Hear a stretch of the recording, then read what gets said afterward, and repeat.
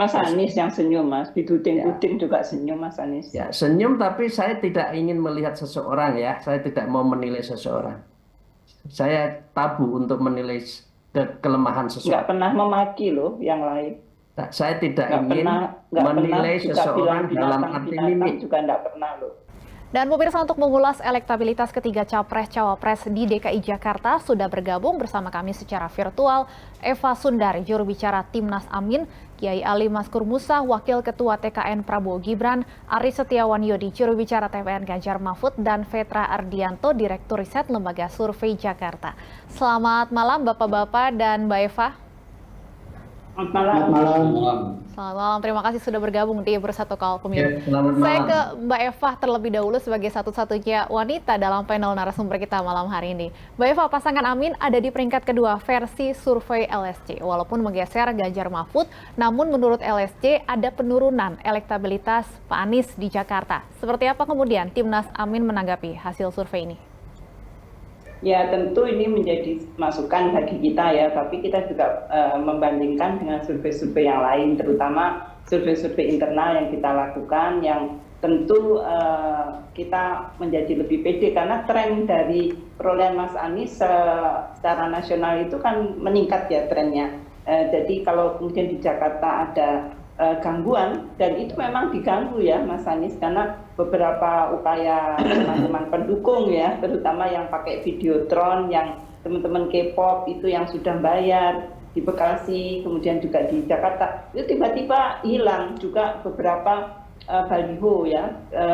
Jadi balihonya Mas Anies dan beberapa caleg itu walaupun berbayar tiba-tiba hilang begitu saja, padahal di sampingnya ada balihonya Pak Prabowo tetap gagah perkasa begitu. Jadi emang tidak suram tapi disuramkan ya, begitu upaya kami. Kami tetap merasa senang sih ya, karena oke, ini buat masukan dan bahkan untuk amunisi untuk semakin keras bekerja, karena di beberapa titik justru terutama yang Pak Anies kinerjanya baik ya, seperti di perumahan akuarium, kemudian di Gayam yang sekarang sudah dibangunkan rumah tetapi kemudian tidak segera diberikan kuncinya oleh Pak Gubernur, mereka tetap menunjukkan loyalitas. Jadi kita pede dan mudah-mudahan ya nanti di last round untuk kampanye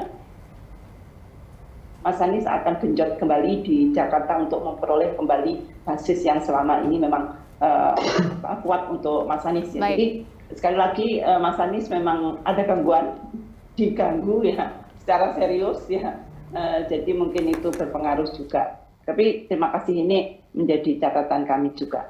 Baik, Mas Vetra, sebenarnya apa kemudian temuan LSJ yang menyebabkan elektabilitas Pak Anies turun di DKI Jakarta? Apakah memang baru terjadi akhir-akhir ini sebagai dampak dari permasalahan baliho yang diungkapkan oleh Mbak Eva tadi, atau ada faktor lain? Iya, terima kasih untuk pertanyaan yang diberikan. Jadi kalau kita lihat terkait dengan elektabilitas Anies yang turun di DKI Jakarta sendiri, itu banyak sekali faktor-faktor terkait mulai dari tanggal 8 sampai tanggal 15 Maret.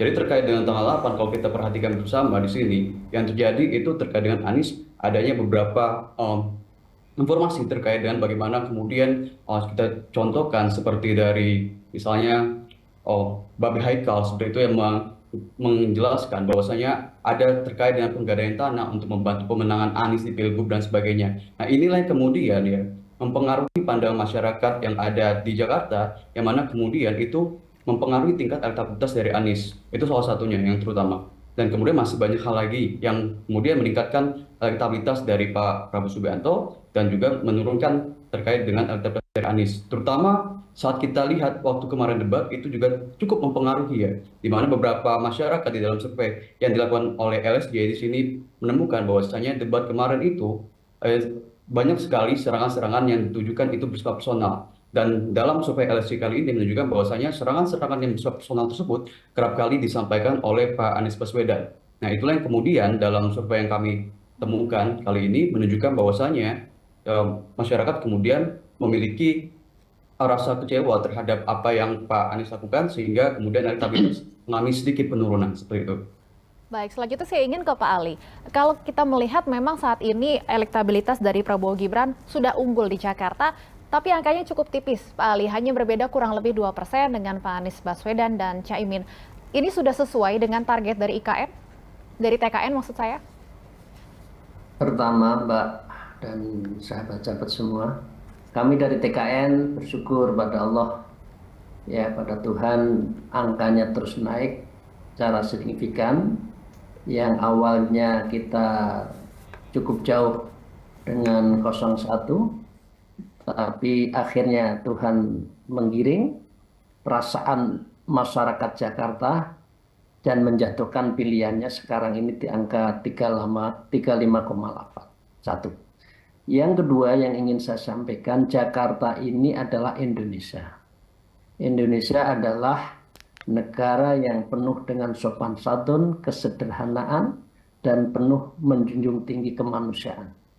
Jadi saya tidak ingin menyalahkan siapa saja, strategi debat itu masing-masing punya pilihan, tapi kenyataannya masyarakat Jakarta yang heterogen, masyarakat yang sangat pluralis ini menghendaki tokoh-tokoh yang betul-betul bisa mencerminkan keindonesiaan dan tidak mau meninggalkan rasa keindonesiaan yang sopan, santun, sederhana itu.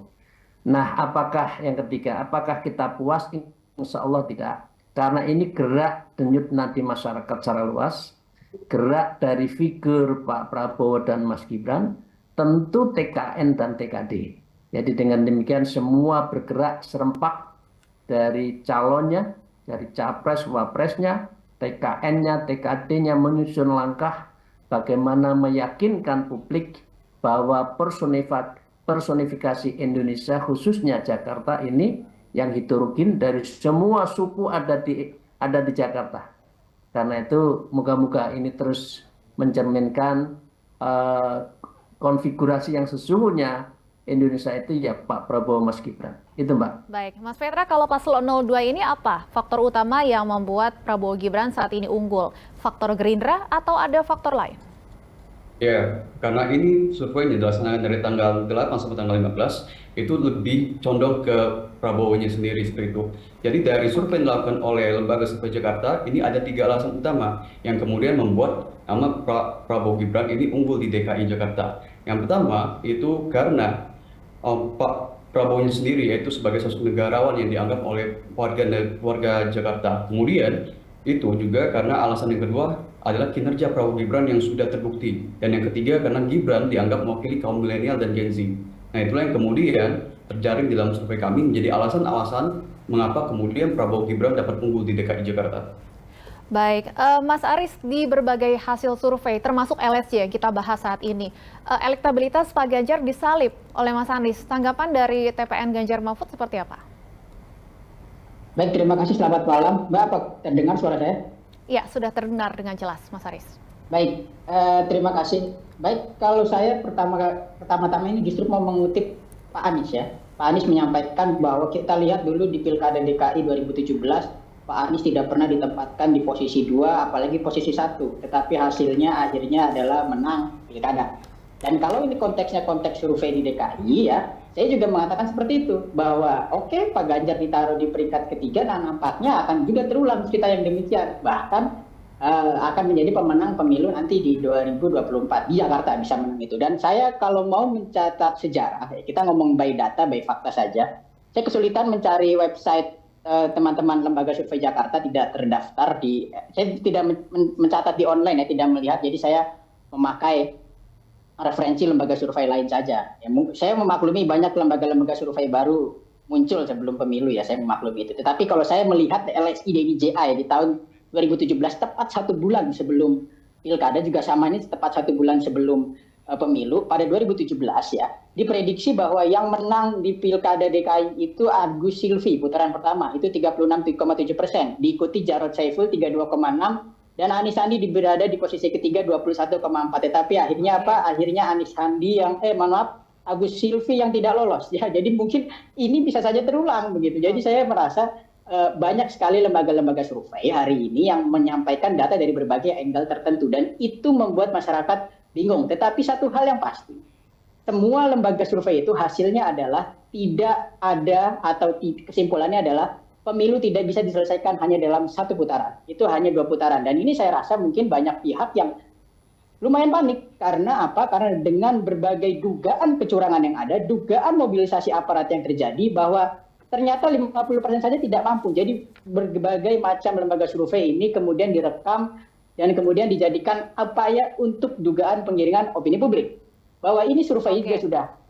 Penggunaan lembaga survei, ya hasil-hasil lembaga survei dalam proses mempengaruhi opini publik itu tidak proven dalam berbagai jurnal komunikasi internasional yang dilakukan di University of South Carolina pada 2008. Menyatakan bahwa memang betul bahwa hasil-hasil survei itu dilakukan untuk menggiring masyarakat, bahwa masyarakat diarahkan untuk memilih calon yang sudah pasti menang saja. Walaupun ada gap antara hasil survei dengan realitas di lapangan. Contohnya pada 2016 di pemilu Amerika Serikat, bahwa 1 minggu sebelum pemilu Amerika Serikat digelar, 19 dari 20 lembaga survei paling kredibel di Amerika, termasuk milik New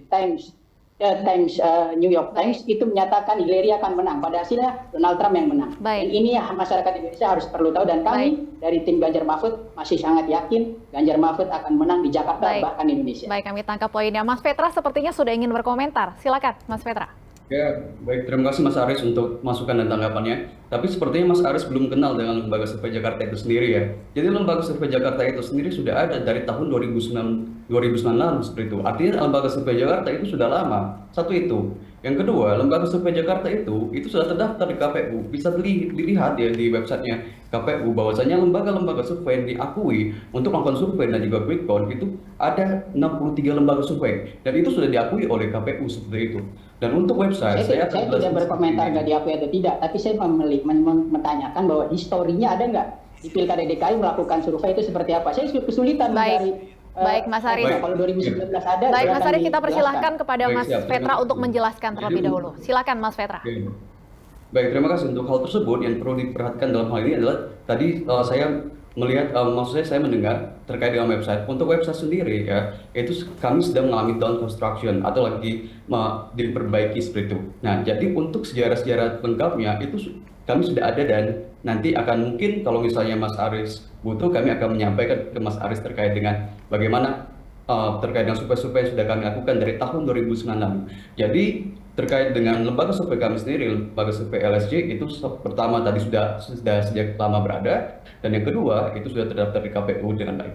Mungkin itu Mas Aris yang bisa saya sampaikan. Baik, Mas Aris, ada lagi yang ingin ditanggapi?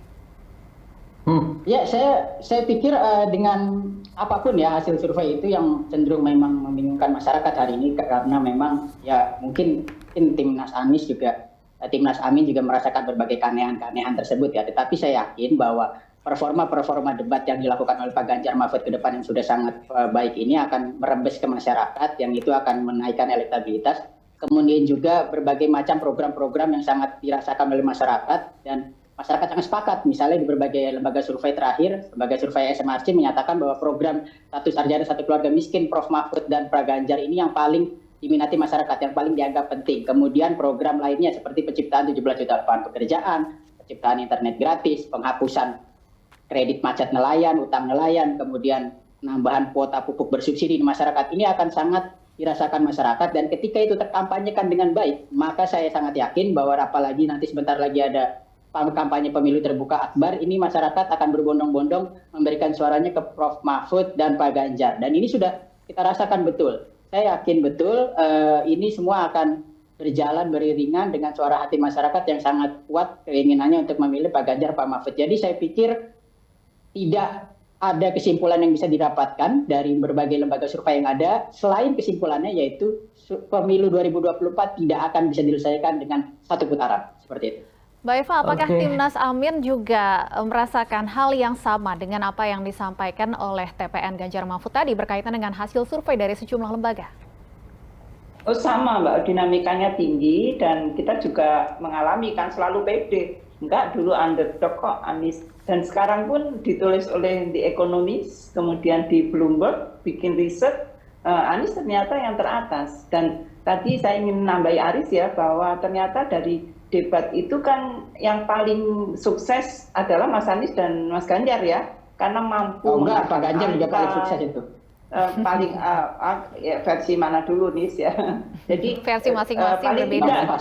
tidak dua-duanya oke ya, karena rasional, kemudian mampu mengajak dialektika, dan mampu menghadapi limited time dengan argumen yang komplit dan tidak kemudian lari. Kemudian yang berikutnya, selesai Mbak, tidak bisa menjawab di masa depan, tapi kemudian melakukan hasutan kebencian di mana-mana sampai Mas Anies dibilang bengis ya, padahal tidak pernah menculik loh, dibilang bengis ya gitu contohnya. Jadi bengis itu apa? Apakah rasional, tegas, concise itu adalah bengis? Enggak dong, apalagi Mas Anies juga merujuk Pak Jokowi kan, data dari Pak Jokowi kok kemudian ketika Pak Jokowi diam saja, angka tentang kepemilikan dan tidak dikatakan sebagai personal attack, tapi sekarang menjadi personal attack dan buzzernya minta ampun, semuanya mendelegitimasi dan stigmatisasi kepada Mas Anies. Tapi alhamdulillah ya,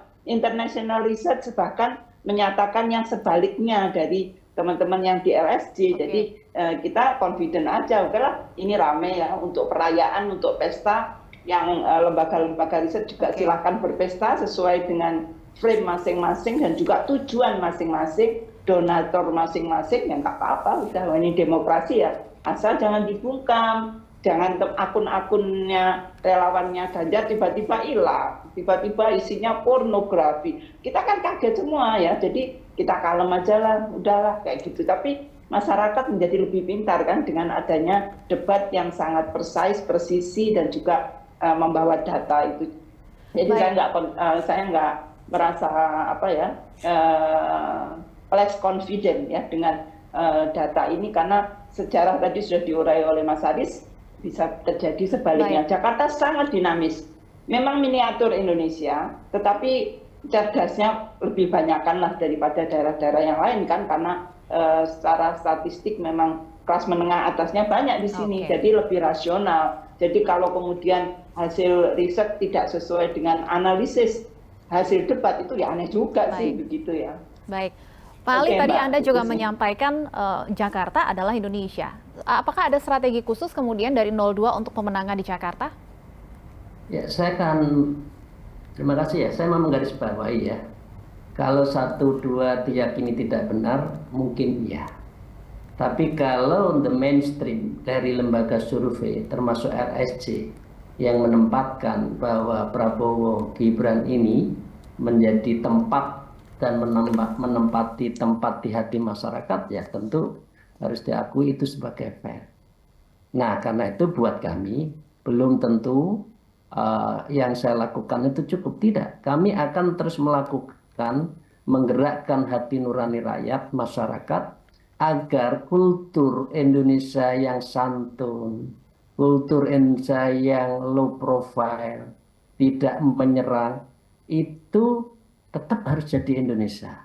Kita boleh demokrasi, tapi jangan menghilangkan warna keindonesiaannya yang santun, yang menempatkan nilai humanisme menjadi prinsip dari sebuah hubungan antar sesama manusia. Nah, dalam posisi seperti ini, ya saya terus terang, Pak Prabowo Mas Gibran kan dalam konteks ini kan sering dijadikan common enemy dua calon yang lain, dan menangkisnya dengan cara senyum dan biasa saja. Dan ini Mas Anies yang senyum, Mas, dituding-tuding juga senyum Mas Anies. Ya, senyum, tapi saya tidak ingin melihat seseorang ya, saya tidak mau menilai seseorang.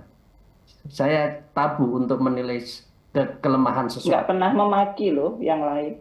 Saya tidak ingin menilai seseorang dalam arti ini. Juga nggak pernah loh. Tapi masyarakat telah menjatuhkan pilihannya kepada Pak Prabowo. Dan inilah Indonesia. Satu, kelebihan seperti yang disampaikan tadi, misalkan terhadap Pak Prabowo yang terbukti sebagai menjadi sosok negarawan. Negarawan kok malah maki-maki ya Mas ya? Saya meyakini, dan itu dibutuhkan kita 8 kali loh Pak Prabowo dalam konfigurasi di pertemuan non debat yang di mana Riau, kemudian juga di saya akan diam, tergantung Mbak, kalau saya boleh ngomong saya ngomong sebelum saya tutup. Enggak, karena nggak benar Mas Ali. Baik Pak Eva, nanti saya berikan kesempatan untuk menanggapi, silakan Pak Ali. Oke. Indonesia ke depan itu butuh seperti sosok beliau. Ya, satu sisi ke Indonesia tidak hilang, tapi mempunyai futuritik dalam geopolitik geostrategi internasional. Ini yang pertama. Yang kedua, tentang komitmen konsistensi beliau. Ya, orang beliau katakan ya, saya orang NU mengatakan ya, beliau orangnya ikhlas dalam hal sesuatu. Nah, boleh dipandang yang lain berbeda silahkan. Lah ini kelebihan-kelebihan yang harus kita jual kelebihan masing-masing kandidat kita itu boleh. Nah, dan ternyata apa yang terlihat di masyarakat, beliau berdua, Mas Gibran dan Pak Prabowo menjadi pilihan. Oke, satu. Yang kedua. Nah, yang ketiga, Bapak Ibu sekalian, kalau dilihat dari sisi program, semua punya advantage. Saya tidak akan menutup bahwa 01 tidak ada advantage-nya, kelebihannya ada. Yang ketiga, ada. Tapi yang menjadi pilihan itu programnya 8 program dari Pak Prabowo, misalkan tentang hilirisasi, kemandirian ekonomi syariah, kemandirian ekonomi pesantren, itu yang menjadikan, maaf, mayoritas warga NU akhirnya menjatuhkan pilihan pada beliau. Karena memang terjadi kesenyawaan antara beliau dengan denyut nadi masyarakat umum, khususnya di keluarga Nahdlatul Ulama. Baik, Mbak Eva, silakan. Iya, kami mencatat, kami sedih ya, sampai kemudian mohon maaf ya, setelah di quote and quote maki-maki di pertemuan-pertemuan internal paslon 1, kemudian ancaman kan naik luar biasa Mbak kepada Mas Anies. Bahkan sampai polisi bertindak loh tanpa kami laporan. Karena ancamannya itu sudah pembunuhan, karena ada, kalau istilah saya, hasutan kebencian yang dikatain di personifikasinya itu metaforanya binatang, kemudian goblok, kemudian bengis, kemudian nggak sopan, nggak tahu balas budi. Waduh, pokoknya nggak ada urusannya dengan program, nggak ada urusannya dengan gagasan, tapi lebih kepada itu yang disebut personal attack, tapi tidak di ruang debat, tetapi di ruang-ruang publik yang akhirnya membangkitkan kebencian dan kemudian ancaman konkret ya. Kita sudah list, ada yang ngomong, mohon maaf ya, makian luar biasa dari ibu-ibu yang cantik di ruang debat. Kami juga nggak laporkan. Jadi kami catat semua bahwa serangan kepada Mas Anies itu sangat serius, tapi Mas Anies itu tadi senyum. Jadi keindonesiaannya yang mana? Indonesia nggak ada loh yang maki-maki dan merendahkan orang lain seperti itu. Jadi kalau memang adu gagasan, let's stop gitu ya. Tapi isinya adalah gagasan yang 8 program tadi. Jangan lebih kepada serangan-serangan personality gitu. Jadi kalau kemudian itu tidak menjadi catatan di dalam riset, bahkan seolah-olah itu tidak ada, itu agak aneh gitu loh. Jadi di situ sih saya tidak menyoal, pada fenomena netizen luar biasa ya, dan sampai kepada konkret 2 tindakan polisi menangkap follower ya, karena hasutan itu. Jadi ini serius, it's not good ya. Baik. Kami tangkap poinnya Mbak Eva. Tapi saya ingin kembali ke tema kita malam hari ini. Saya ingin tanya ke Mas Vetra, dengan sisa waktu menuju pemilu kurang dari 1 bulan lagi, seberapa besar kemudian kemungkinan perubahan angka-angka dalam hasil survei? Ya, kita tahu bersama bahwasanya survei, maksud terkait dengan politik yang di Indonesia ini itu dinamis. Di Jakarta pun seperti itu, dinamis juga. Kita tahu saat ini waktu menjelang pemilu itu sangat sedikit. Namun kita perlu perhatikan bahwasanya dinamika ataupun kejutan-kejutan di dalam politik itu ya bisa saja terjadi seperti itu. Nah, saya sepakat dengan kata Mas Aris tadi bahwasanya tidak bisa dijadikan patokan karena ini ada aturan dalam artian waktu ya, waktu yang digunakan dalam survei ini. Oleh karenanya kemungkinan ya untuk terjadinya perubahan-perubahan terkait dengan suara, terutama elektabilitas, itu masih mungkin bisa terjadi. Jadi mari kita berpolitik secara santun, mari kita juga membangun strategi-strategi terbaik ya bagi para kandidat tentunya untuk nantinya kita mencapai Indonesia yang satu, Indonesia yang bersama seperti itu. Baik, Mas Aris, politik santun dan tentunya kita masih ada sisa waktu kurang dari 1 bulan menuju pemilu. Silakan Mas Aris. Ya, terima kasih. Sekali lagi saya mengatakan bahwa saya menghormati semua lembaga survei yang ada. Kami menghormati itu. Tetapi memang dalam buku akademik, dalam berbagai literatur ilmu politik yang ada, bahwa di sana menyatakan bahwa ada gap antara hasil lembaga survei dengan hasil pemilu di hari H. Sebagai contoh, saya memberikan contoh terakhir. bahwa di tahun 2008 di pemilu Taiwan, 1 minggu sebelum pemilu dilaksanakan, itu ada calon incumbent Chen Shui-bian dinyatakan kalah dari calon penantangnya 2 digit. Selisihnya 2 digit. Tetapi pada hari pemilihan, itu sampai 1 minggu ya, hari pemilihan, calon incumbent itu menang tipis. Artinya apa? Artinya jangankan sebulan, seminggu saja masih bisa berganti. Apalagi ini Jakarta, apalagi ini masih ada 2 kali debat, apalagi masih belum mulai kampanye akbar terbuka. Jadi saya pikir, dan ditambah sejarah. Sejarah waktu itu mencatat calon yang diunggulkan di posisi 1, yaitu Agus Silvi dan Agus Harimurti Yudhoyono dan Silvi Murni itu, menang di putaran pertama, justru tidak lolos di pemilu DKI di pemilu DKI yang ada. Maka dari itu saya yakin ini bisa menjadi gambaran kepada publik bahwa jangan sampai hasil lembaga survei ini dijadikan alat penggiringan politik, alat penggiringan opini publik, bahwa milihlah yang sudah pasti menang saja, apalagi dengan kata pembiaran efektivitas 1 putaran. Itu hanya pembodohan publik. Saya pikir 1 putaran, 2 putaran, masyarakat berhak untuk mendapatkan pendidikan politik yang baik. Masyarakat punya dijamin Undang-Undang Dasar, mau 1 putaran, 2 putaran, saya yakin kalau 2 putaran mungkin selama ini paslon yang mengkampanyekan 1 putaran takut kalah. Seperti itu. Saya terima kasih. Masih sangat dinamis. Kita nantikan manuver dari masing-masing paslon, tentunya tetap dalam politik santun menuju pemilu 2024 ini. Terima kasih sudah bergabung. Mohon maaf waktu kita sudah habis. Mungkin lain kali kita lanjutkan diskusi kita malam hari ini. Terima kasih Mbak Eva, Pak Ali, Mas Aris, dan juga Mas Petra sudah bergabung malam hari ini.